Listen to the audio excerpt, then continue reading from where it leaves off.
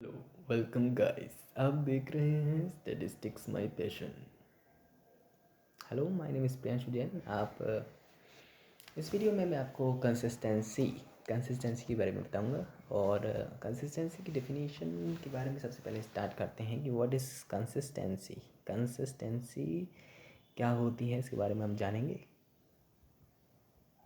Consistency, तो consistency के सबसे पहले तो डेफिनेशन से स्टार्ट करेंगे। डेफिनेशन इसकी क्या है? An estimator, an estimator, Tn, estimator Tn, T, x1, xn, based on based on random samples, based on random samples of size n, is said to be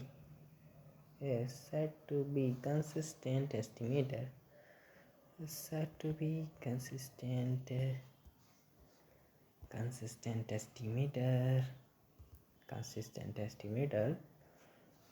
of gamma theta. Theta is the element of initial space. The parameter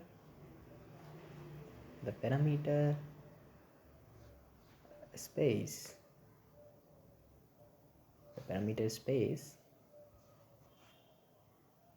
if Tn converges, if Tn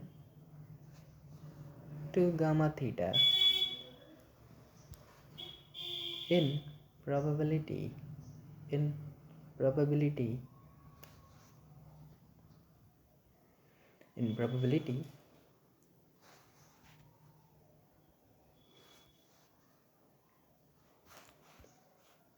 if Tn is to gamma theta as n is to infinite.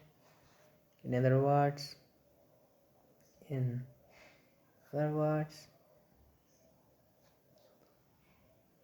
Tn is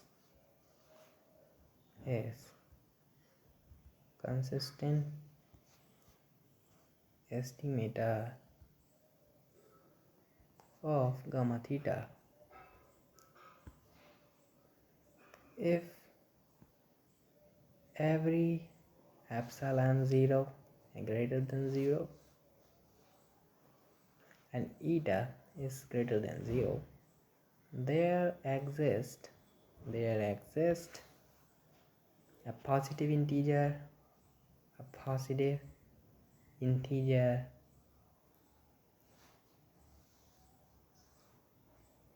n is greater than m epsilon and eta such that p probability Tn minus gamma theta is less than epsilon is to 1 as n is infinite,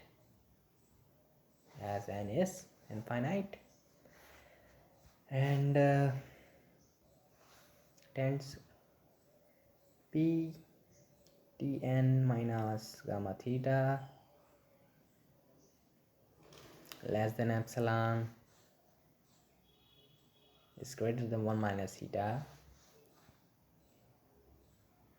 for all n is greater than m, where m is some very large values of n, where m is some very large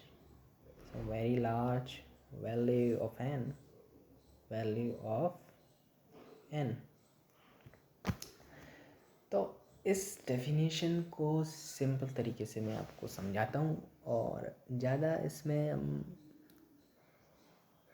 इसको ना पढ़ते हुए हम simply मैं आपको समझाऊंगा। देखिए, consistency का मतलब क्या है। यहाँ पे कंसिस्टेंसी का मतलब ये है कि जितना ज़्यादा आप सैंपल के साइज़ को बढ़ाएंगे, जितना कि आप सैंपल के साइज़ को बढ़ाते हैं, उस हिसाब से उतना ही रिज़ल्ट जो है आपका एक्यूरेट आता है। जैसे कि हम बात करें लिमिट की, तो लिमिट n टेंड्स टू 0 और वेरिएंस हमारा जो है वो 0 आ जाए तो कंसिस्टेंट एस्टिमेटर हमारा ये कहलाएगा। कोई भी मान लीजिए हमें एक एस्टिमेटर दिया गया है और उस एस्टिमेटर को हमें ये पता निकालना है कि ये भाई कंसिस्टेंट एस्टिमेटर है या नहीं है। इसको निकालने के लिए हम क्या करते हैं, हम उसमें लिमिट का यूज़ करते हैं और उसका n टेंड्स टू इनफाइनाइट, यानी कि हमारा जो सैम्पल साइज़ है वो इनफाइनाइट की ओर है। अगर वो वेरिएंस अगर 0 आता है n के स्थान पे, अगर हम n के प्लेस पे अगर हम इनफाइनाइट रखते हैं और अगर वो 0 आंसर ला देता है तो हमारा जो एस्टिमेटर है वो एक कंसिस्टेंट एस्टिमेटर में गिना जाएगा। तो अगर आपको अभी ना समझ में आया हो तो कोई टेंशन वाली बात नहीं है, अभी हम इसके एग्जांपल्स को भी समझेंगे जिससे आपको और क्लियर हो जाएगा अच्छे से कि एक्चुअली कंसिस्टेंट होता क्या है। इससे पहले वीडियो में मैंने आपको अनबायस एस्टिमेटर के बारे में बताया था, शायद आपको समझ में आई हो वीडियो। इस वीडियो में आपको कंसिस्टेंसी के बारे में बता रहा हूँ, जो कि हमारे थ्योरी ऑफ एस्टिमेशन का काफ़ी इम्पॉर्टेंट टॉपिक है। तो कंसिस्टेंसी को समझने के लिए आप इस वीडियो को पूरा और अच्छे से देखें, पेन पेपर हाथ में इसको नोट करें लिख के, तो आपको ज़्यादा समझ में आएगा। डेफिनेशन चलिए पढ़ लेते हैं। डेफिनेशन में क्या लिखा है कि भाई ये सैंपल है हमारे पास जो कि रैंडम सैंपल साइज n है, is said to be consistent estimator of gamma theta. The parameter space if Tn converges to gamma theta in probability if Tn tends to gamma theta and as n tends to infinite। तो कहने का मतलब क्या है, n का जो हम size है इनफाइनाइट तक ले जा रहे हैं, तो हमारा जो सैंपल है वो हमारे पैरामीटर के लिए कन्वर्ज होता जाएगा। समझ रहे हैं आप? जितना ज़्यादा हम साइज़ को हम बढ़ाते जाएंगे उतना ही हमारा जो सैंपल साइज़ है वो पैरामीटर के लिए कन्वर्ज होता जाएगा और हमारा जो आंसर है वो एक एक्यूरेट आंसर आएगा। दूसरे शब्दों में हम कहेंगे कि Tn is consistent estimator of gamma theta if every epsilon is greater than 0, eta is greater than 0, there exist a positive integer n is greater than m, such that p Tn minus gamma theta is less than epsilon is to 1 as n is to infinite। तो हमारी probability 1 के बराबर आई है अगर हम अपने sample size को infinite की ओर ले जाएं, और अगर हमारा जो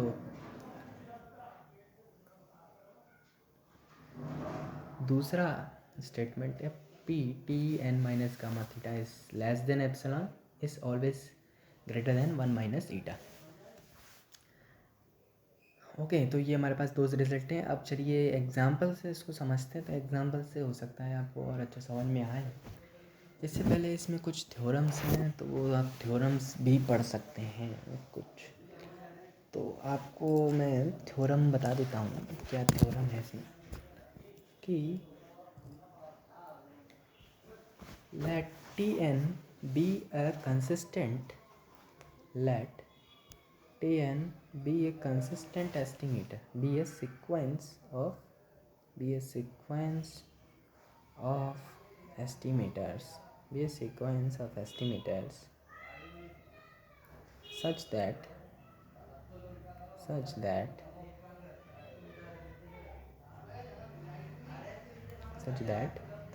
for all theta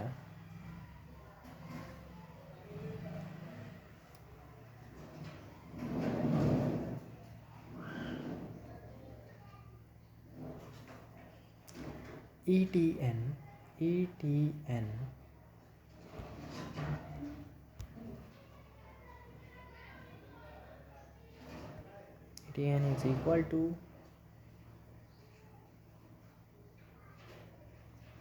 N is equal to gamma theta n tends to infinite.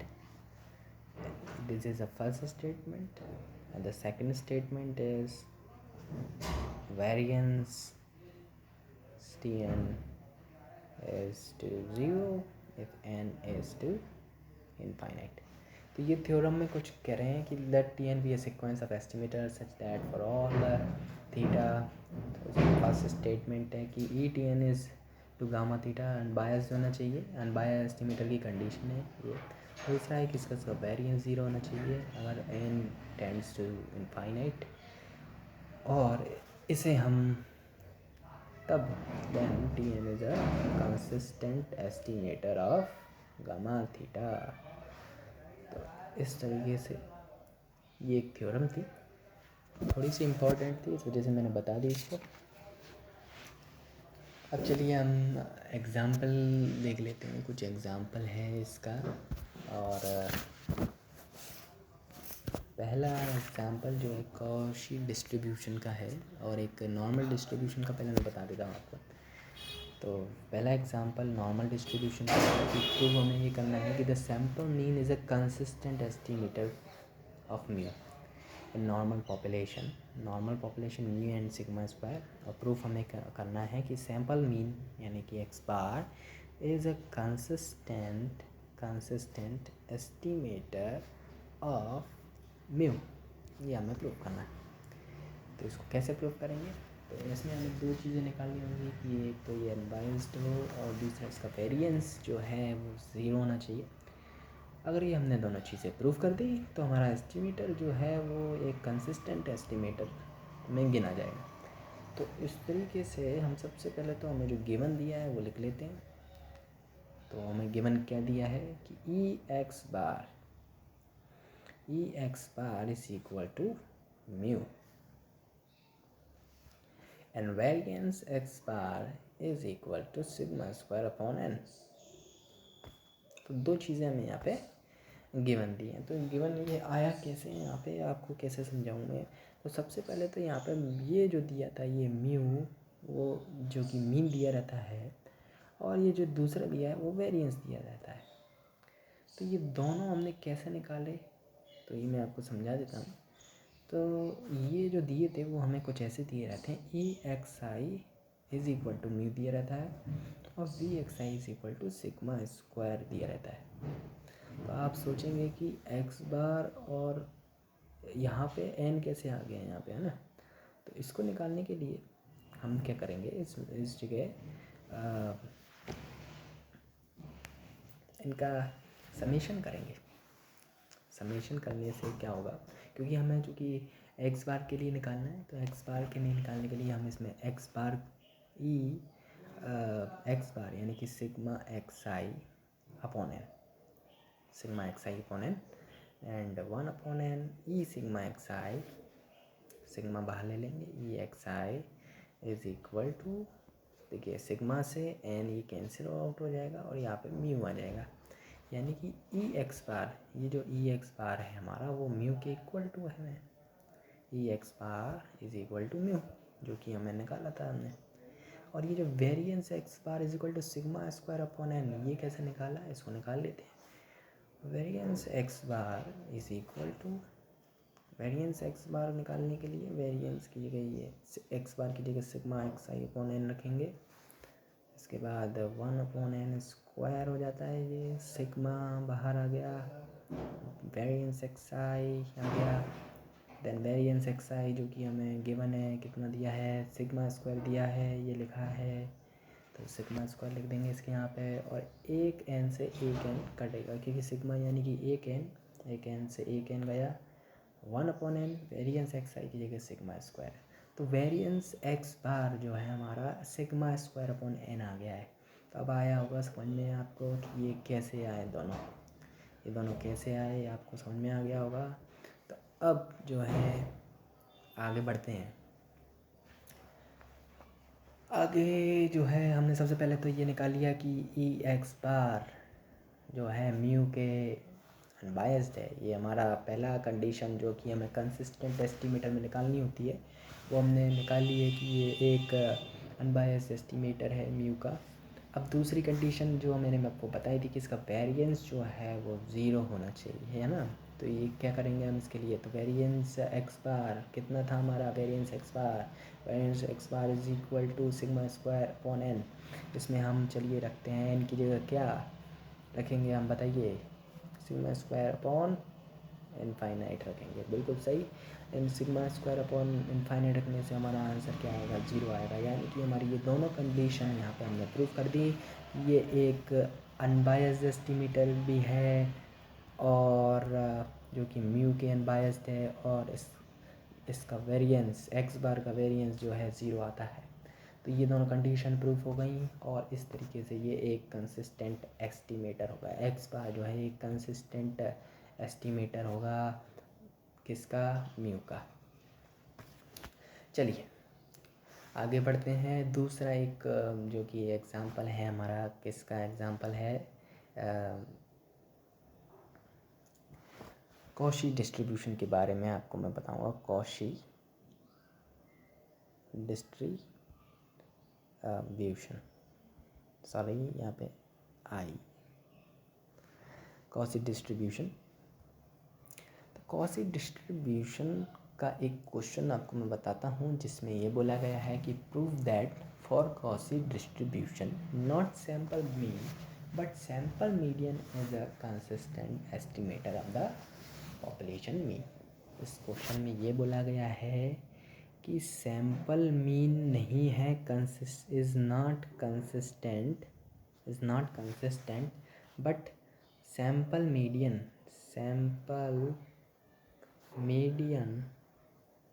is consistent estimator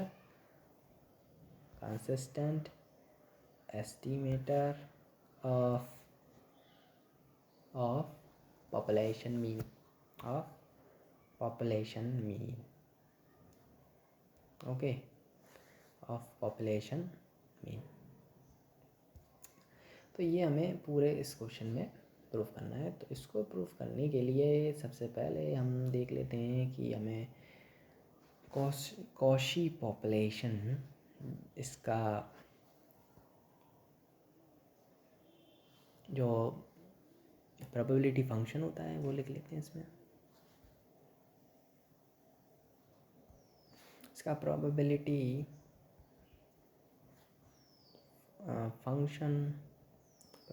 function जो दिया है वो है D F X is equal to 1/पाई D X upon 1 plus X minus mu का whole square infinite X infinite. Okay, ये हमें पता है, एज हमें पता होता है कि ये इसका प्रोबेबिलिटी फंक्शन है, ये याद रखना पड़ता है हमें। इसके बाद जो क्वेश्चन में बोला गया था कि एक्स बार जो कि एक कंसिस्टेंट एस्टिमेटर नहीं है, इसको कैसे हम पता लगाएंगे, क्योंकि E X bar is equal to mu तो है, लेकिन वी एक्स बार इसका is not equal to zero when N is tends to infinite. तो ये जो कंडीशन है कुछ ऐसी है कि ई एक्स बार तो है पर इसका वेरिएंस इक्वल टू ज़ीरो नहीं है, इस वजह से ये जो है कंसिस्टेंट एस्टिमेटर में नहीं आता। अब हम सैम्पल मीडियन की बात करते हैं। तो सैम्पल मीडियन को निकालने के लिए क्या करेंगे,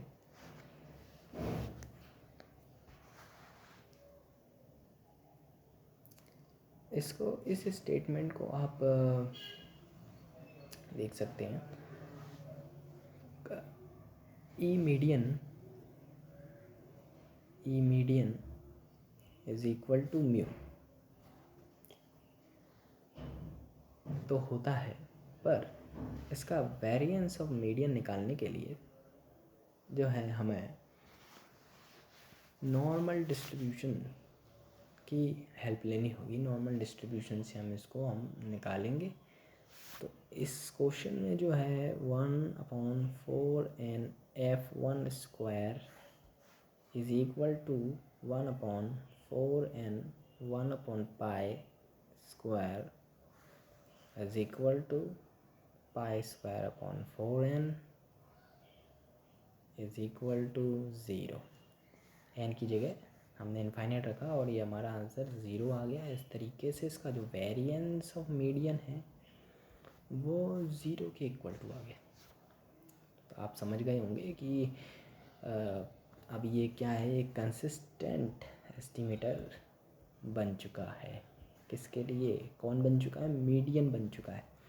तो आप इस स्टेटमेंट को याद रखें, इसको प्रूफ पे ना ध्यान दें, इसके प्रूफ थोड़ा सा डिफ़िकल्ट है। तो median is a consistent estimator of population mean mu. Okay, एक और क्वेश्चन है जो कि मैं आपको बताना चाहूँगा। लास्ट क्वेश्चन है, बर्नौली पॉपुलेशन से है। बर्नौली पॉपुलेशन का क्वेश्चन है, बर्नौली पॉपुलेशन, बर्नौली पॉपुलेशन से क्वेश्चन है।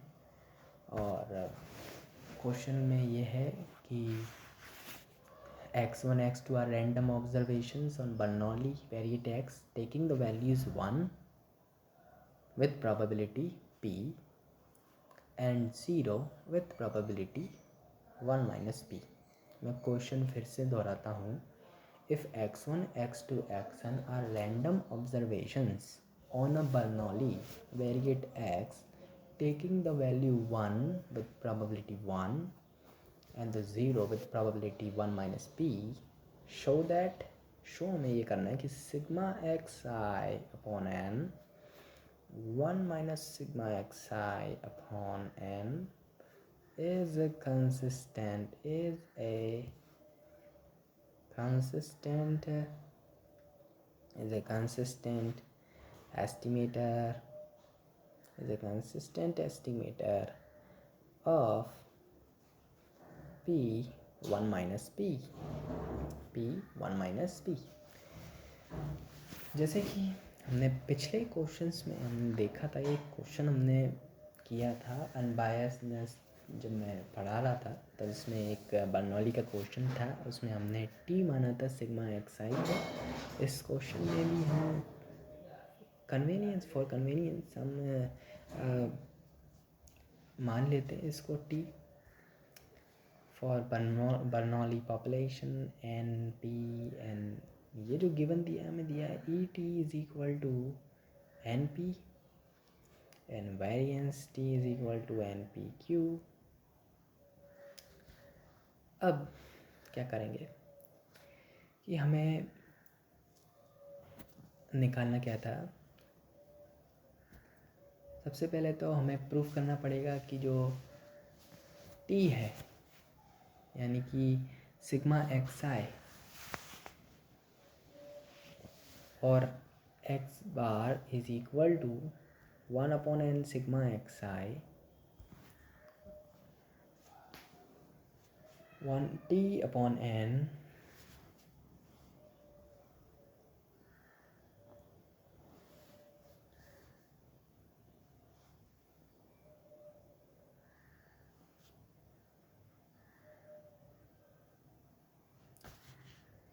t/n।